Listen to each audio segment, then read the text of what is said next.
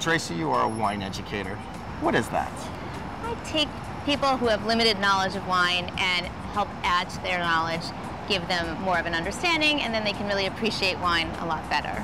Jody, I really would love to introduce you to Robin Kelly O'Connor. He's the Director of Sales and Education here at Sherry-Lehmann.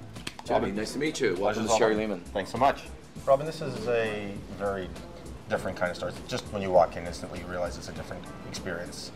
What makes the store different? Yeah, it's several things. One, it's the oldest family-owned wine business in the United States at retail. The Prohibition in the United States ended in December 1933, and the Aaron brothers opened up on Madison Avenue, March 8th, 1934. This is actually a new location for us as of 2.5 years ago. But in the location they were on between 61st and 62nd on Madison, they were there for 61 years in that one location, and then actually a couple other locations leading up to that, but they were always on Madison Avenue. Now we're here, bigger store, bigger location, bigger in the sense that more volume in foot traffic. We spent quite some time shopping, and you really know your way around the wine stores. How did that come to pass?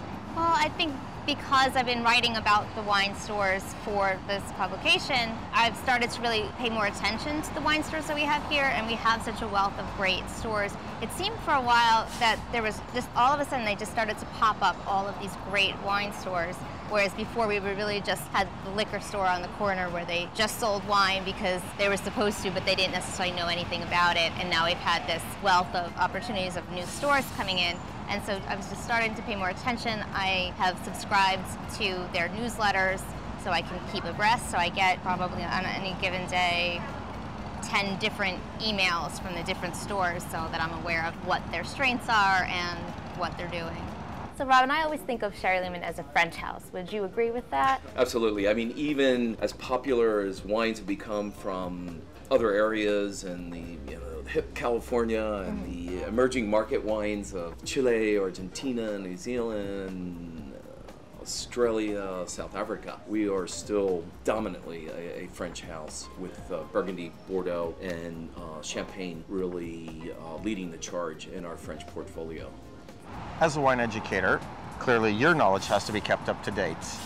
What do you do to educate yourself? To date, I have my Diploma of Wine and Spirits, and I'm a certified wine educator with the Society of Wine Educators.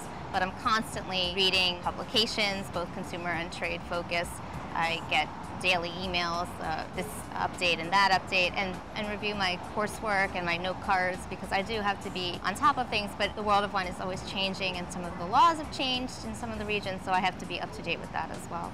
What about the other really new world emerging markets, such as South Africa or, let's say, regions in South America? We're seeing a lot of robust activity in Argentina. I guess Malbec's, become the darling of young drinkers. It's so easy to drink, and it's full, and it's one of these great sturdy wines. So there's a huge increase in our Argentine portfolio. Of course, it doesn't hurt having the World Cup in South Africa. So we're seeing a big spike in South Africa wine sales, and hopefully that'll continue.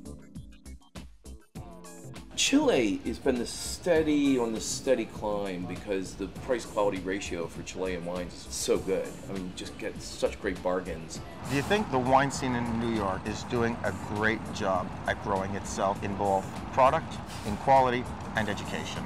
I do. I think there's a lot of opportunity for wine education. The stores are offering classes, like we heard from other people. Also, there are independent places for people to learn, and there's consumer and trade education available to them. And I think we're seeing that the stores are also looking at new emerging regions and not just sticking with what's tried and true, so that's exploring new areas for restaurants as well.